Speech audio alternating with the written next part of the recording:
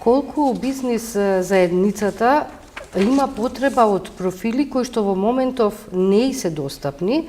и колку соработувате или треба да соработувате со образовните институции во креирањето на профили потребни за бизнис заедницата? Значи, ние соработуваме со образовните институции, меѓутоа не само со образовните институции, меѓутоа и со останатите институции на Република Македонија, кои во своето работење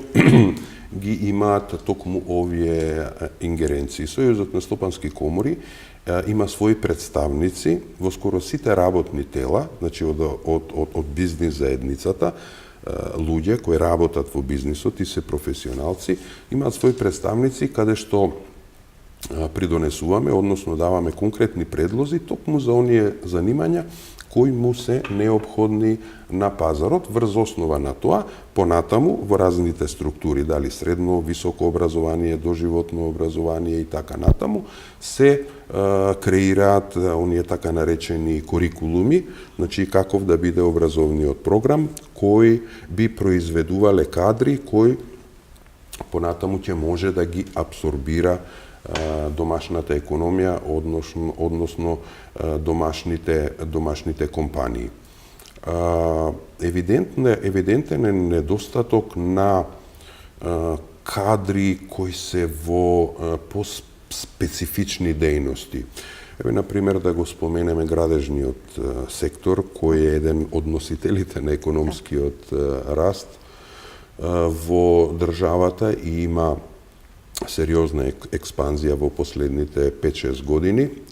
Меѓутоа се соочуваат со недостаток на кадри, ајде да не ги набројувам, меѓутоа така само молери, гипсари, дзидари,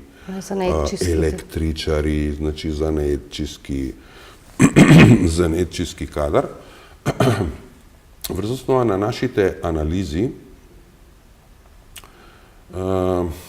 дојдовме до констатација дека можеби не е да недостасува тој кадар, меѓутоа потребна е малку